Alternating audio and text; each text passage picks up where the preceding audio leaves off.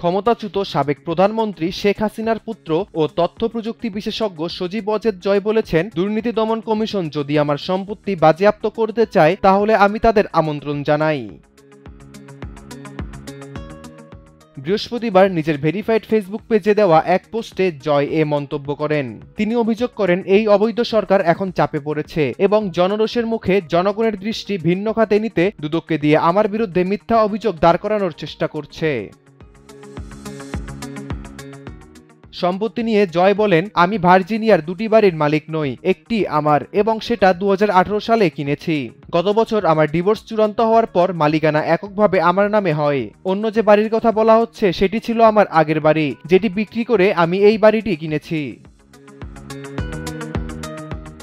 তিনি আরও বলেন, তার বর্তমান বাড়িটির মূল্য বর্তমানে প্রায় $15 লাখ বেড়েছে, তবে তিনি অনেক আগেই এটি কম দামে নিয়েছেন। অভিযোগ ও প্রতিরক্ষা প্রসঙ্গে তিনি বলেন, আমি কোনো সরকারি কর্মচারী নই, আমি একজন আইটি উদ্যোক্তা।